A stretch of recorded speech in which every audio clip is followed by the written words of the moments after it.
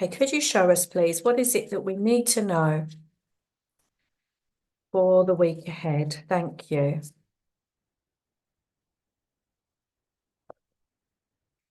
I'm shuffling the deck here. And Spirit is saying to me here, choose pile 3. So we've got here pile 1, pile 2, pile 3. I'm going to choose pile 3. And let's have a look at what cards we've got here. Wow. So we've got the Emperor. We have the Page of Swords and the Queen of Pentacles. Wow. So I'm going to build on this. We have the Nine of Pentacles as well, and the Six of Cups. And one more on the top here, the Magician. Wow. What powerful energy that we've got here for the week ahead. So let's go through these cards and have a little look. We've got a few. So I always like to look at the major cards we've got here and to begin with. So we've got the Emperor and we've got the Magician as our two major themes, if you like, major energies for the week ahead. It's deep. I feel this. I feel this. So the Emperor talks to us about structure. And although he sits here on the planet Mars, because the Emperor is also the Aries card as well. So he sits on Mars, but the Emperor for me personally is about Saturn as well. It's about rules, regulations, and learning. Now, it can be as well a little bit of that energy of control at times.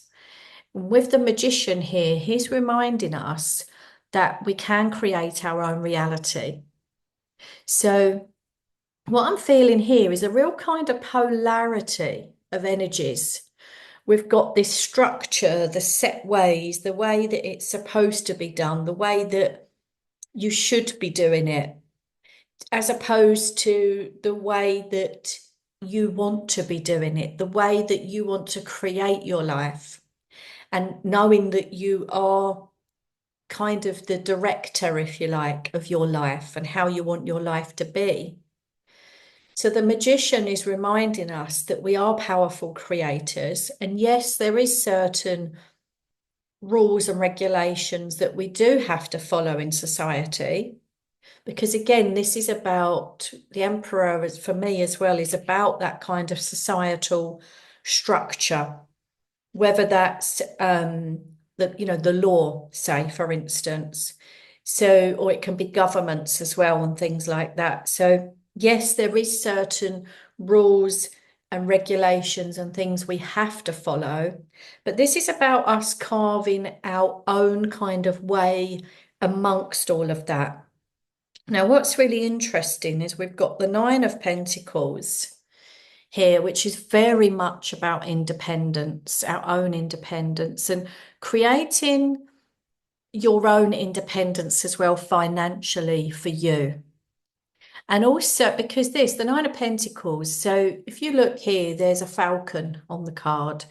Now, falconry back in the day used to be something that was really kind of revered. Revered, is that the right word? Yes, revered. So if you were somebody, the falcons were kind of a big part of society and really kind of honoured. So the people that looked after the falcons were honoured as well. So for some people, especially those that were of a, how do I put it, like peasants or with not much income or not much money, relying on the system, if you like, if they had the opportunity to become a falconer, then they would get looked after very, very well. So it was a way where you could have some independence and be treated differently. But with here, this is about us creating our own independence as well. And knowing as well that we can trust ourselves, which for many of us, big part of our journey, especially over the last 10 years, has been about trusting ourselves and also knowing what our intuition is telling us, what is real, what is kind of the illusion, the matrix, if you like. It's like using that discernment all the time. And I feel the last few years, we have to use so much more discernment than ever before, where we're kind of, again, bouncing back with these energies from what we're being told and what we actually feel. There's a difference between the two more often than not. There's not many people who will just believe every single thing they're told. Most of us question, we question things, whether that's, the first, what Spirit are reminding me of here is the first kind of time we start to question is normally our parents or our guardians. We start to question them. So when you get to around 7 years old, you start to individuate. So you start to actually separate a little bit from your parent and start to have more of your own ideas and viewpoints and things like that. That's when quite a lot of issues can start with children and parents as well, because your parent wants you to do it one way.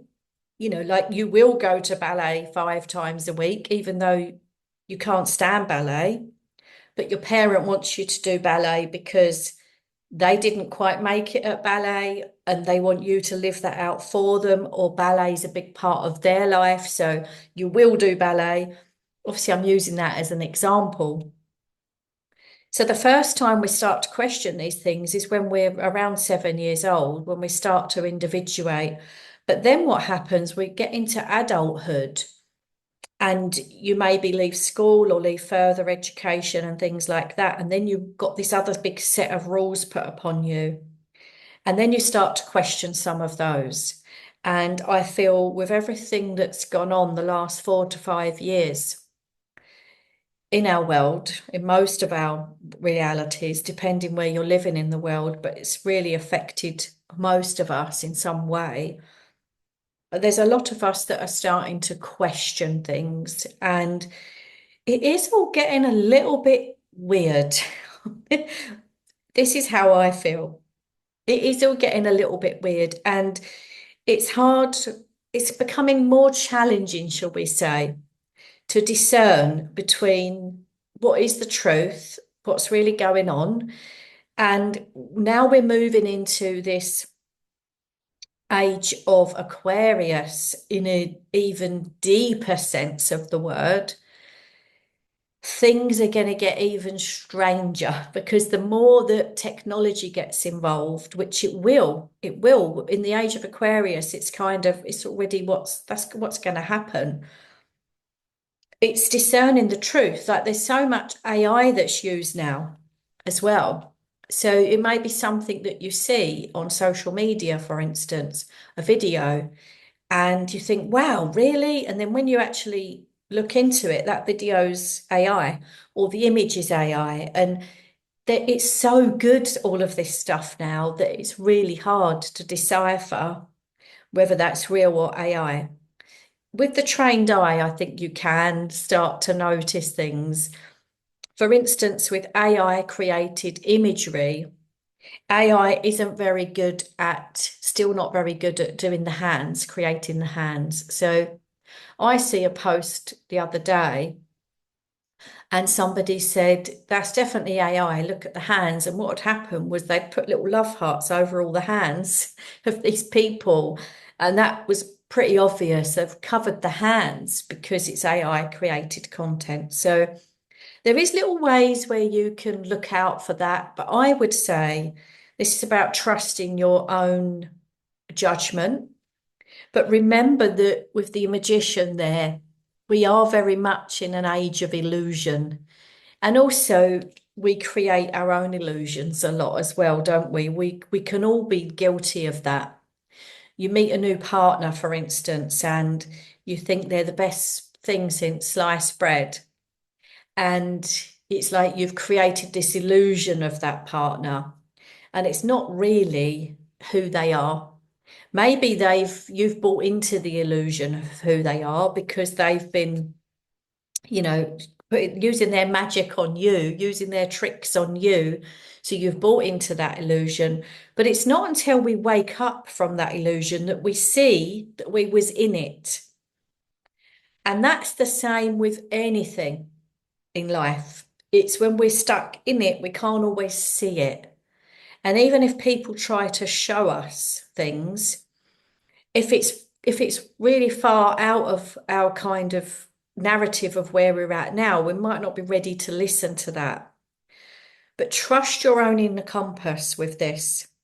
And I feel for some of you, there is some illusion wrapped up around a personal relationship for you as well. And also this week coming, there's going to be some unfoldment in that. I feel there's going to be some revelations around that for you, but also your own revelations around the kind of bigger picture as well, what's going on. Now we have also got the Six of Cups. I call this card of nostalgia. It's also the card of the past as well. And it can be around missing some parts of yourself as well with the Six of Cups. It can be around kind of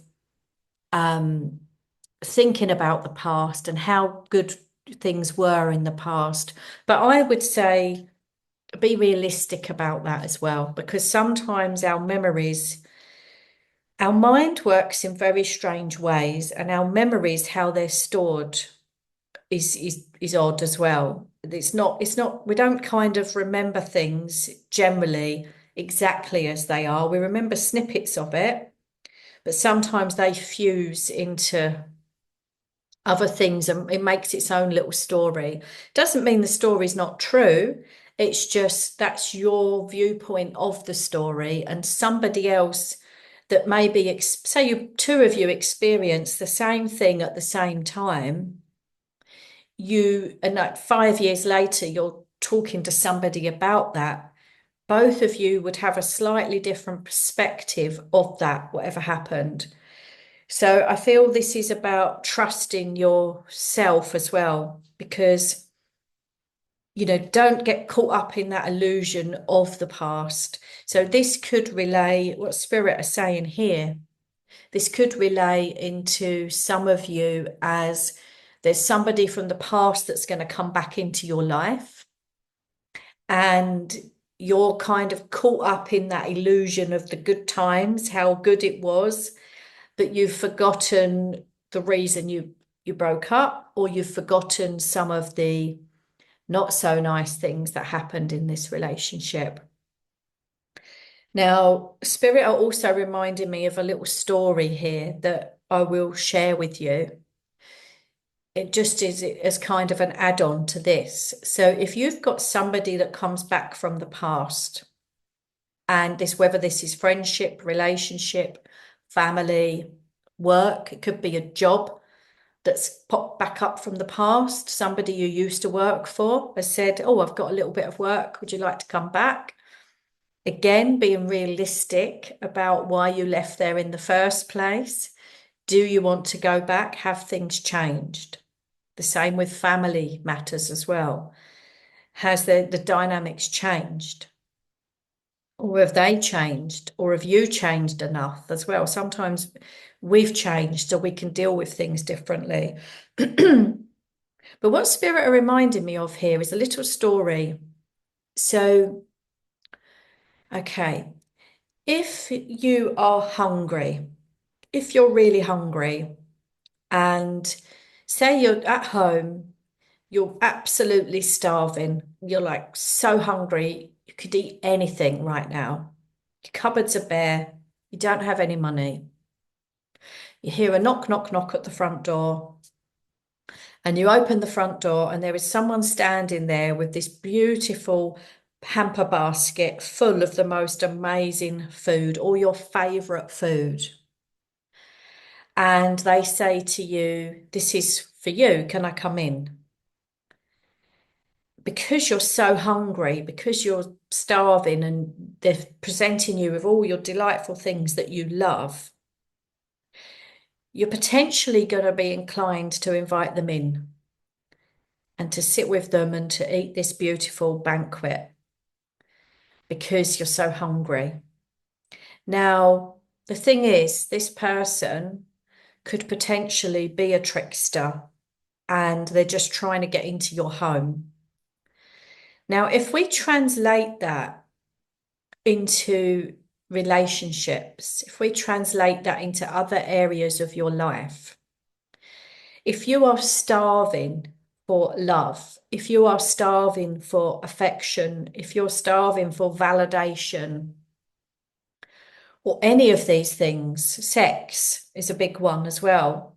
You know, you're feeling like you need some sex or some intimacy or validation, and again is a big one, and love, whatever that is. When we're at that place, we're more inclined when somebody turns up with what appears to be everything we need. So somebody turns up and they're showering you with gifts, they're showering you with love, they're showering you with giving you the best sex of your life and all these things. But actually, they're not they don't offer you the whole package. They're actually a trickster, for instance. They could be very narcissistic or manipulative and all these things, but they've seen your hunger. Because when people are manipulative or they're narcissistic and things like this, it's really easy for them. Like we have like this little beacon, this light come on that says, "I want this, I want that." And we kind of, you draw them in. You don't even know how. Sometimes it's done on such a subtle, energetic way that you don't even know how you've done that, but it shows. And until we kind of fill our own cup, until we are not starving for these things, it's about kind of healing that, really, looking at your own cup and looking at the areas of your life where you're hungry or you're starving for something, and doing your best to give that back to yourself, or do your therapy or your healing or whatever you need to do.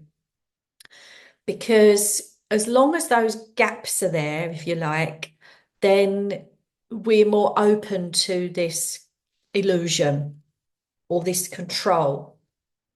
The same if you apply that to our governments or rules or regulations as well.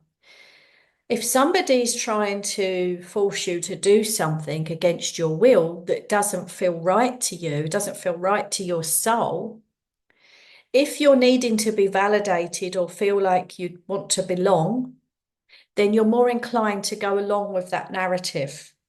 Where if you know your own self, you know your own strengths, and you know who you are to a degree, you're less inclined to just go along with the narrative. That's when you're more inclined to say, "No, I know you're telling me I have to do this, but actually I have free will, and no, I'm not going to do that." Yes, sometimes there's consequences, but some of those consequences are also an illusion as well. So I feel I really needed to share that with you all for this coming week, but also for the coming times of your life. You know, it's looking at where your gaps are, where are you starving, and how can you nurture that? How can you kind of give yourself that self-love or find it in other ways? So I've been single for quite a long time. And yes, of course, I do love company. I love all of the things that we enjoy in a relationship. You know, going to the cinema or going to dinner and all these things. But what I do now is I take myself on dates. So I would take myself out for the day or go to the restaurant on my own or whatever. Or I will invite somebody to come with me, a friend or somebody that needs to get out the house or whatever. So I'm kind of giving back as well and enjoying that company and that time. We don't always have to wait for someone to come along and bring us those things. I'm hearing that song, you can buy yourself flowers. So you can go and do these things for yourself. You can dress up and do your hair, do your makeup, buy yourself nice things, treat yourself, romanticize yourself, do all the things that fill you up so that you're not starving. So when somebody comes along, you're not kind of buying into the illusion of them. You've got more chance to kind of really take the time to get to know them. Because what happens with a lot of you here that will be listening to this are empaths and sensitive souls and intuitive. So sometimes we can fall in love with somebody's potential, not who they actually are just yet or where they are just yet. So again, that can mean that we've bought into the illusion. So, and just to kind of close this off, we've got the Page of Pentacles and the Queen of Pentacles. Now, the Queen of Pentacles knows their own mind. Okay, so you know your own mind and you're not afraid to sit and wait it out.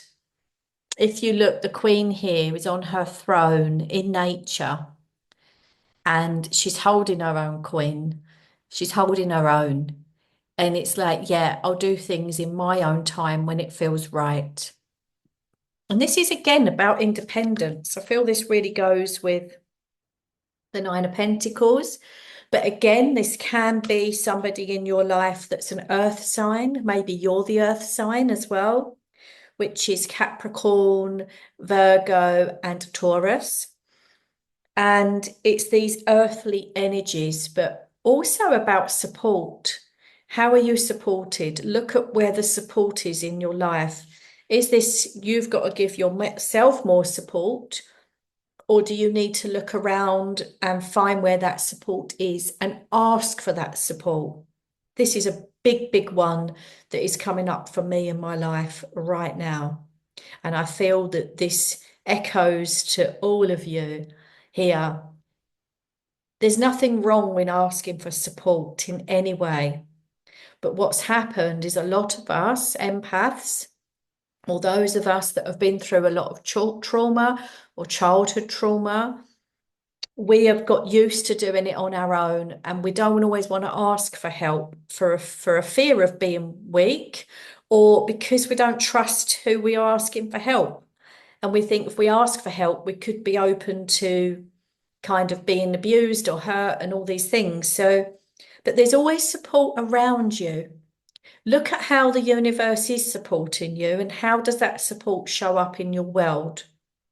Now, I've been looking at that this last week, and the support has shown up in my world in very odd ways. And the universe has shown me I'm being supported in ways that I never imagined. And it's so, so beautiful. But the more I'm honoring that and seeing that and saying, thank you, I am supported. But also, the deeper I am supporting myself, because the more we ask for that help and support, the more you're supporting yourself as well. So then you bring in more of that energy. So, yes, it's good to be independent, to stand on your own 2 feet and everything else. But sometimes, more often than not, all of the time, we need support. And how can that support come into your life? How can you bring that in deeper? Is that asking for therapy? Is it talking to a friend and being open? Is it going to get some advice, some legal advice, some financial advice? Is it health advice? In what ways can you go and get more support and find other ways around that as well? Sometimes we stop ourselves because we say, oh, well, that's not going to be available. But I'm a believer in creating our own reality and finding other ways. And there's that little saying, isn't there? Where there's a will, there's a way. And that is so true. So you can surprise yourself in how much you can turn your life around and how quickly with having more support. Okay, and then we've also got the Page of Swords, and I love this card in the Light Seers deck. It's beautiful because in the Rider-Waite Smith deck, the all the pages are actually men or younger people, younger boys. But I love the Light Seers because, they bring in all these other energies, and I think it's great. But this is a reminder of higher learning as well. So I feel like there's some things that you're going to be wanting to research, to learn, and also ideas coming in, sudden ideas, new ideas, bright ideas, and trusting those as well. And I feel here we're having a lovely reminder of how powerful reading, information, and also journaling and things like that, how powerful they are. Yes, we can Google things, that's also good, but there's nothing like picking up a book and reading something, is there, to me anyhow? It's just beautiful. And also sharing your knowledge with others and receiving others' knowledge as well, I feel, for this week ahead. So just to round all that off, there's a lot that's come through there, and I really wasn't expecting half of that to come through. I feel here to round this off and kind of bring it all together. Trust yourself more, trust yourself deeper. Ask for what it is that you need. Go and get that support. Whether that means as well, maybe kind of letting go of the ego a little bit. Just ask for it, because my mum always used to say this to me: if you don't ask, you don't get. And yes, that's in its crudest form, but it's true. And also remembering the more you give, the more you receive. So there's no harm in like thinking about it this way. The more you receive, the more you can give. And a good way to look at that, for instance, say you suddenly have a big like a windfall, like you win loads of money. You've just received from the universe this big cash pot of money. You can now give to so many more. So, but if you don't allow yourself to receive it in the first place, then you can't share it. But also, if you don't ask, then you can't have. And there's, such a lot of stigma, unfortunately, still around sharing our weaknesses or sharing what we need and things like that. But just let some of that go and ask anyway, and you'll be surprised, because by allowing people to give to you, you're also you're giving them a gift. You are giving them a gift, because if somebody enjoys giving or they want to support you and you allow them to do that, then you're giving them a gift, because that will make them feel so good that they've been able to help you or support you in some way. Of course, that only applies to the good people around us. As I say, there is some people that seem to know when we need things, and they can turn up with the buffet of food. But it's trust in your discernment, trust in your intuition and your gut feeling. But you can also allow time, because time shows us. We don't have to trust somebody in 1 minute or 1 hour or 1 week or 1 month. You can allow time, allow the passage of time to pass, so somebody can really show you energetically that you can trust them. Because what happens, a lot of the readings that I offer, that I give for people, like love and relationships readings, there's a lot of people that are, within the first couple of weeks are kind of really questioning, or can I trust this person? Is everything they're saying true? And so on. Well, actually, you don't need to know all of that right now, because time will tell, as they say. So sometimes it's about being patient and giving yourself that time as well. Not having to have all the answers straight away. But if your gut is screaming to you, something isn't right, then trust that as well. But still allow that passage of time, because then you will be able to see that that truth has been revealed. Because I do believe the truth always comes out in the end. It really does. It's just a matter of time. Sometimes it might take a few years. It may be instant. So just looking out for that this week, I feel, looking around where have you got support? How can you ask for more support? Where are there any illusions around you? And how can you kind of take back your power and your own sovereignty as well? And kind of not having to follow all of the rules. Yes, there's some rules we do have to follow, but questioning some of those, like that 7-year-old child suddenly questioning their parents, and is everything they're telling me true? Does everything they're saying align with me and who I really am? Maybe not.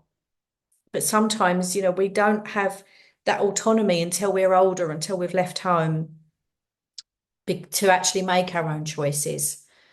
And it's the same when it applies to relationships and things like that as well. Not allowing other people's opinions of you to tell you who you are. Again, not looking for that outside validation, which we all do. It's human nature.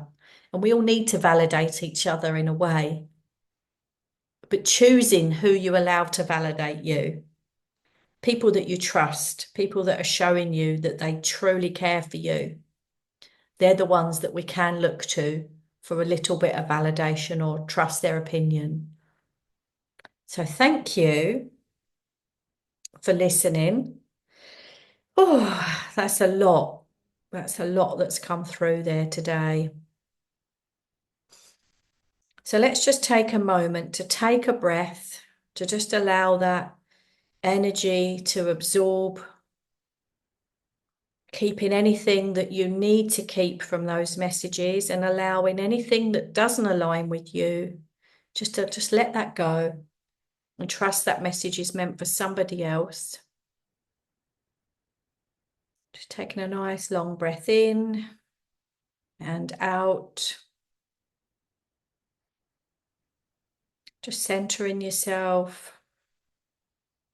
Okay, thank you. So I'm going to